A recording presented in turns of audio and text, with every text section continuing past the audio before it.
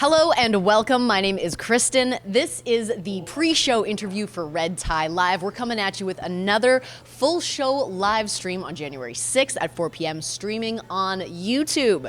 And I am so stoked to be joined by Katie today from Pink Snot. Thanks for being with us, Katie. Thanks for having me. I've seen this coming for too long. Pack up your shit and drive away. There's something left for me so long. I'd rather dig my own grave.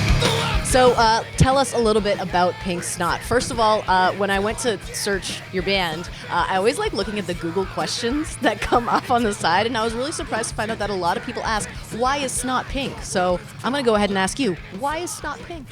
Well, actually, it's kind of a play on words a bit. So pink is supposed to mean like pretty, because, I don't know, pink is pretty, right? Mm-hmm. I mean, it's a nice color. And snot is ugly, so the name kind of means pretty ugly. Actually. I love it. Yeah. I love it. That's cool. Yeah. So tell us how long you've been playing in the band in the incarnation that it is now, because the band originally started in COVID times, right? 2020-ish. Yeah. But you've gone through some changes, and you've landed on a good fit right now. Absolutely, yeah. So we've been with this lineup for just over a year, and the only original member aside from myself when we were kind of shuffling through members is Brandon Demby, and he switched instruments. He's actually playing the bass now, and he started playing the lead guitar for us. So. You are working on an album, your debut album. Correct. What can you tell us about where you're at? So right now we have an overabundance of material, but the album is a concept album. So there's a lot of material that kind of got kicked out and whatnot, but roughly it's about either going to be about 12 to 14 songs. Okay. And we are going to commence recording that right away. I mean, we're in the holidays right now and it's so busy. So come January, we're gonna hit the ground running on that, and hopefully have that ready for listeners summer, I'm guessing. But we do plan on having it released as a physical form as well, like so on vinyl. Okay. And who knows, maybe 8 tracks. No, I'm just kidding. But maybe cassette tape or CD, we'll see. But for sure, colored vinyl, limited run. That sounds cool. And so you do have some music out already if people want to get like a taste before the stream. Yes. I really enjoyed your video for Race of Doom that you have on your YouTube page. Thank you. Tell me a little bit about, I mean, it's a death comes for all of us is kind of the theme. How did you guys come up with the ideas? Well, it was really fun. I kind of had a loose script for the music video, and then we all kind of met and just we met with the director, and we all just kind of went over our own deaths and what we thought could happen in the sequence. And there were some things that other members had to kind of be like, I don't think we can do that one. So yeah, too dark, pull back. Yeah, exactly. So we kind of it's a bit campy. It's definitely 90s where we all grew up listening to 90s punk, hardcore, alternative, even whatever.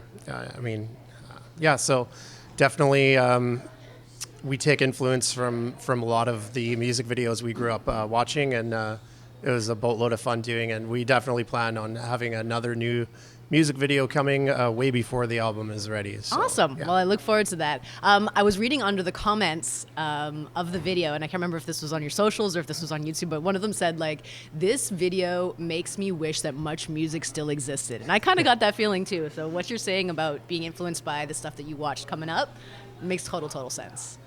Definitely. I mean, I grew up watching much music as a kid, and scouring through, the more obscure programs, trying to find cool bands. And even this isn't much music, it's more MTV, but Beavis and Butthead. Oh yeah. There are so many bands. I got into Seaweed and King Diamond from watching Beavis and Butthead. But much music was great, as a kid. And I think there was the Wedge back in the day. Yep. There. A lot of cool bands found from the Wedge, and Gob always had really cool music videos back in the day, and I don't know.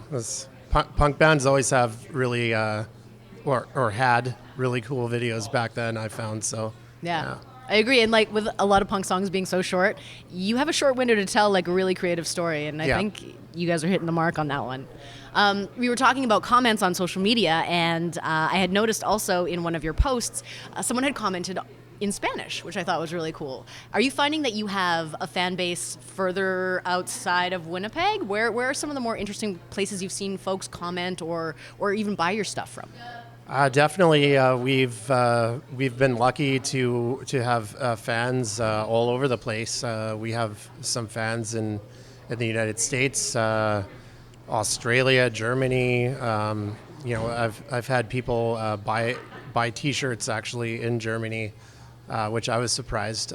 So it's always a bit flattering, when people find you and they're not local. But I guess that's one of the benefits of having the internet, for sure. There's the downfall and the good points, but I tend to use it for the positive side, and it really does help bands, especially nowadays when it's so hard to make a dent musically. 100%. Yeah, I was just thinking about that. Yeah. So looking back on your year, the band played a couple of pretty cool shows, I think. Punks for Pride and SOS Fest. Can you talk a little bit about what those experiences were like? Yeah, absolutely. So we were asked to play SOS Fest. It was a 2-day festival. It's been happening for many years now, annually. And we were honored to be asked. We got to play with some amazing bands, some local ones. Mobina Galore, great band, and Trampoline, Death Cassette, really wicked band. I love that band. And we also got to play with the Cancer Bats, but they were going under the moniker Bat Sabbath because they were doing their Black Sabbath tribute stuff, and it was really cool. And it's Black Mastiff also played too. They were kind of a late addition because Bad Cop had to drop off that. Which was that was sad, but then Black Mastiff was a really cool band too. So one of those door closes, window opens kind of situations. Yeah. And Punks for Pride is just a little show we put together, during Pride, and the turnout was pretty good, and just having different bands come out and want to help a good cause, was great. Yeah, when I saw the poster for the Punks for Pride show, I was like, yes, this is giving me big time nostalgia vibes, because that's such a cornerstone of the punk community is that inclusivity. And I was like, this feels like the old like Rock Against Racism shows that used to get put together. So that was super cool. You also have a song on a compilation. We do, yeah. So it was on Invading the Border, which was half American bands and half Canadian bands, and I was asked by the record label head there, and I was like, sure, why not? So we threw an earlier version of Dead Messenger, the song Dead Messenger, on that comp.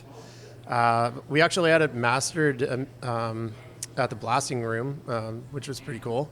So Bill Stevenson didn't work on it, but it's pretty cool. That's cool. And I was looking on the Bandcamp for that compilation, and it looks like it's sold out. So hopefully that's a good thing.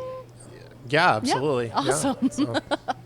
And because we're here at the end of the year, I was wondering if you had any year-end musical highlights, whether that's your own music or maybe a band that you heard for the first time this year or a show you saw. Just kind of looking back on 2023, any musical highlights that stick out for you? Definitely lots of musical highlights, playing with all different bands. This last year, we did a lot of shows, got to hear lots of bands that I'd never heard before locally, which was amazing. The last show we played, there was this band called, excuse me if I pronounce it wrong, but Humos, Humos, and it was their last show, and unfortunately, but they were an amazing band. And in terms of I don't know, I'm such an old fart, so I mean, sometimes I surprise myself and find a band from way back when that I've never heard of. But they're still new to you, They're right? new to me, but not to say I don't enjoy new music either, but we would be talking for 12 hours. That's a different show. Yes. Awesome. So if folks want to, get a little sense of what they're in for on the live stream, where do they connect with you? What platforms are you most active on? Where can they find you? Definitely Facebook is the biggest social media platform for us. We also do have an Instagram. We have a TikTok, but there's nothing really on it except for one music video. Okay. So yeah, Facebook would be the best to... and it's just Pink Snot. Easy to find. Yeah. Pink Snot, yeah. We're the only Pink Snot band that exists as far as I know. Okay. So. And you've got some singles on Bandcamp as well, so if people want to have a listen... Yes, Bandcamp is, it's all free stuff on there.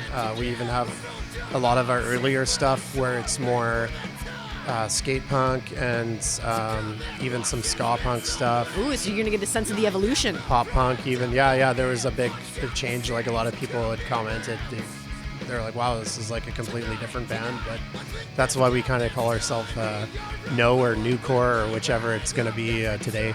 They're like we don't labels. Really, we don't really have a specific genre label there. I mean, I think you're kind of just like, if you're putting a label on your band, then creatively you can't really escape that box once you've reached the edges of the confines there, right? So I'd rather just be like, we're kind of a bit of everything. So. All right. Well, I am looking forward to seeing the particular ways in which you break the rules next weekend. We are so stoked to be having you.